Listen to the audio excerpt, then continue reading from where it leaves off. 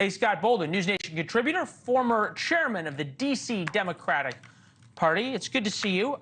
You're not in person, so I can't yell at you as much. It's disappointing to me, but we'll have you back on set soon. All right, tell me something other than I don't believe the polls and that they're going to come home in November.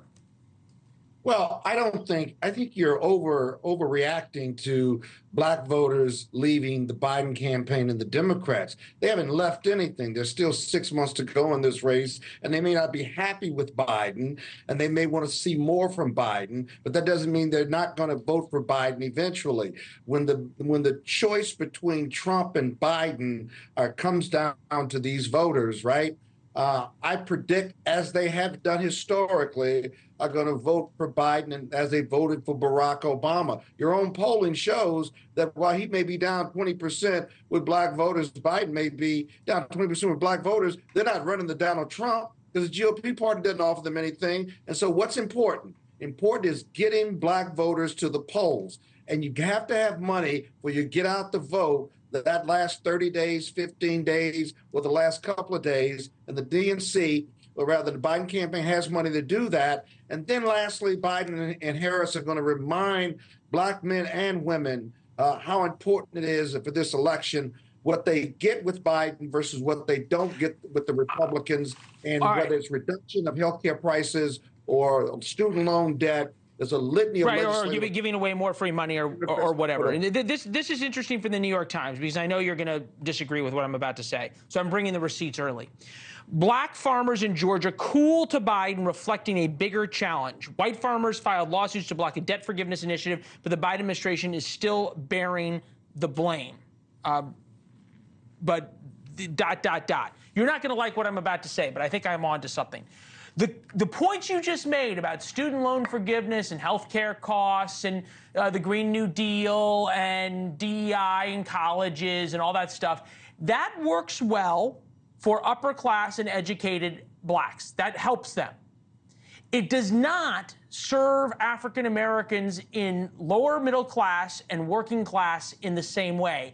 And those people, particularly young working class men, is who we're seeing move from Biden to Trump, as evidenced by what happened in Detroit, talking about where Joe Biden went versus where Donald Trump went. Take a listen.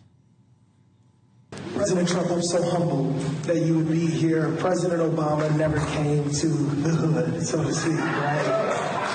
President Joe Biden, he went to the big NAACP dinner, but he never came to the hood. So thank you. All right, now you can tell me I'm wrong if you want. Well, Biden's come to a lot of places, including lower economic communities, black, white, or poor communities, certainly. And these policies that he has championed do help working class black people, especially black men. But he's got to do a better job of communicating and marketing it to them. And he's got to invest. Scott, you've been saying he's got to do a better job marketing it for 2 or 3 years. Well, he needs to do it. At what point is the marketing not the problem and the product's the problem? Well, he does have policies in place. He's invested more in economic development with in poor black communities than any other president in the history. And more importantly, unemployment is 3 or 4%. You can't say that's not. All right, Scott, I'm going to give you the last word, but this is where this is the problem. Those economic programs, they help the wealthy and educated blacks who get the money to do all those programs through grants because they're the ones who have the companies that are minority-owned businesses that the grants go to.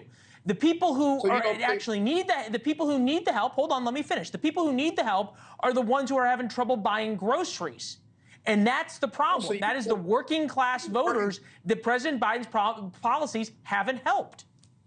Oh, so you think working class voters just want to get a job and they don't want to be entrepreneurs, and so they don't have access to capital that the Biden I think they want to be entrepreneurs. I think they've got to be able to buy groceries first.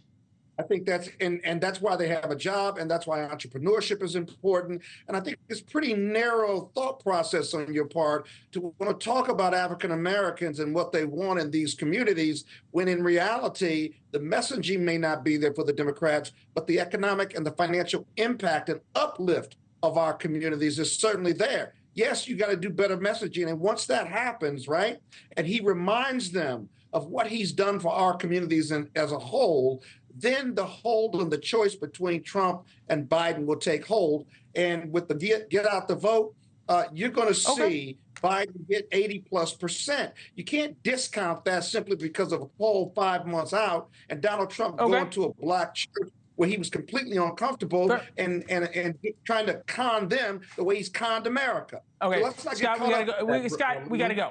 Okay, I promise you the last 30 seconds, not the last 30 minutes. All right. All right. Thanks for watching. Go to joinnn.com to find NewsNation on your television provider. And don't forget to click the red subscribe button below to get more of NewsNation's fact-driven, unbiased coverage.